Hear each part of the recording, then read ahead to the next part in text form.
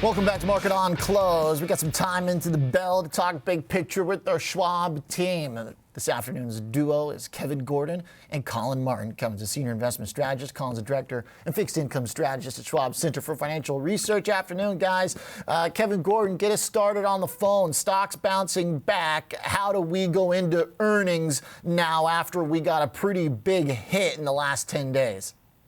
Yeah, well, so far today is kind of really about a reversion for the momentum trade. That seems to be what's leading some of the areas that got, crushed the most last week. But I will say, even though it was a rough couple of days and maybe past week for some of the indexes, once you actually move down the cap spectrum and really just get away from some of the mega caps and the sectors they're in, upside volume last week was actually pretty good. So there was a little bit of an improvement, maybe a lot of it depending on what sector you were looking at, but there was improvement under the surface towards the end of last week. So I think that, whether it's a sign that this whole correction or whatever you want to call it has sort of phased out or been complete, I think that remains to be seen. I'd want to see a little bit more of a washout in sentiment. But I think looking at some of those trends, especially as we go into earnings season with expectations relatively elevated for some of those mega caps, I think that's going to be an important thing to watch. Hey, Kevin, one small detail I'm hoping you can just give us some specifics on is when you're looking at breadth, how do you factor in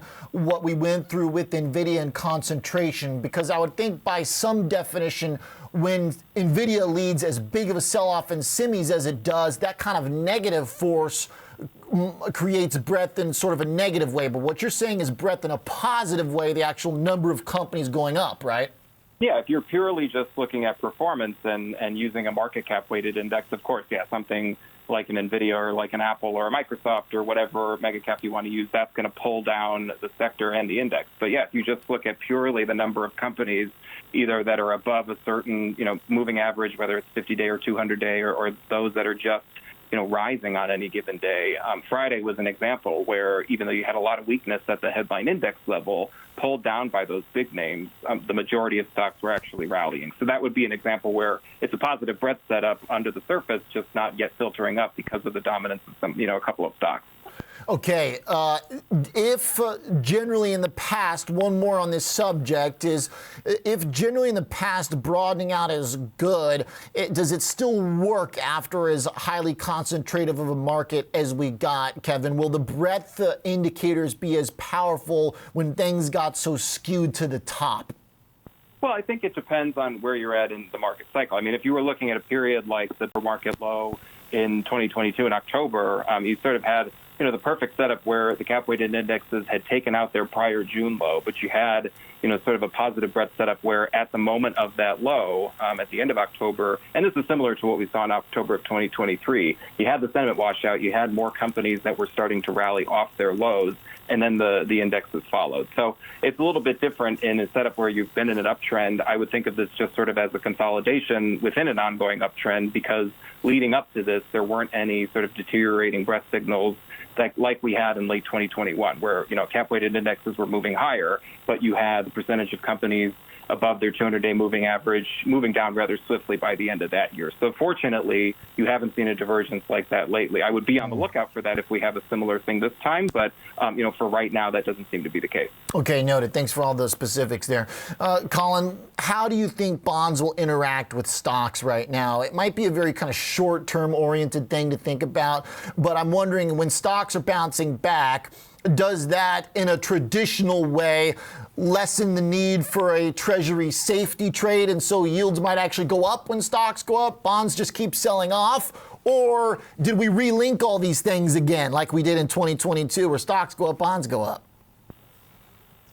Well, I think we'll probably see a little bit of both, Oliver. At the end of the day, when you look at the relationship between stocks and treasury prices or yields, we look at more long-term trends than short-term trends. I think it is possible that we can see both go up at the same time, stocks and treasury yields, especially if treasury yields are going up for good reasons. When we look at what's going on with the treasury market right now, it's because the economy continues to be strong, which unfortunately is resulting in higher than expected inflation, but it's really the strong economy that's keeping that going. And when you look at the stock market and what's going on there, we can kind of relate it to the bond market and what we're seeing with some of those risk assets. And even as treasury yields rise, like we've seen over the past number of weeks, we've seen some relative strength in the credit markets. We're seeing some pockets of weakness with parts of the high yield market. But if you look at investment grade credit and the higher rated parts of the high yield market, it shows that investors aren't too spooked about the prospect of higher for longer right now, because those parts of the market continue to do pretty well.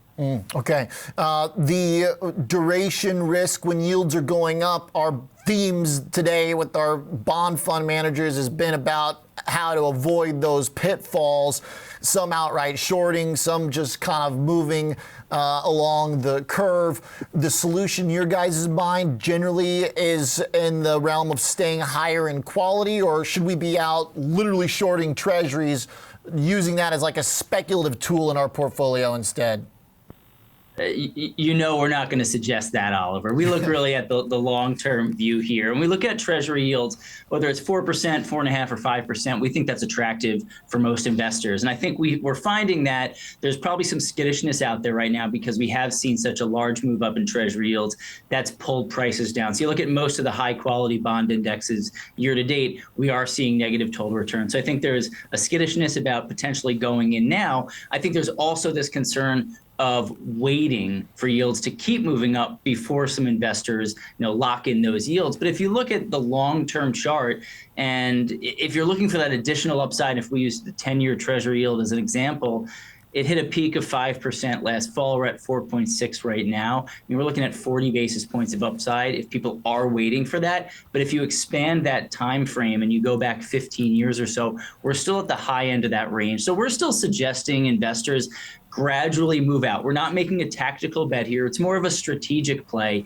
where yields are so high and so much higher than they've been in that really post-financial crisis decade, that they can help you achieve a lot of those return bogeys that investors may have had. And that kind of it allows bonds to do more of the heavy lifting, and you don't need to take as much risk in your portfolio. All right, unafraid from a little bearish action in the market, locking in yield as we're now back into that kind of upper tier of the chart. So fair enough. 4.6 on the 10s today. Thank you very much, Collin Martin and Kevin Gordon.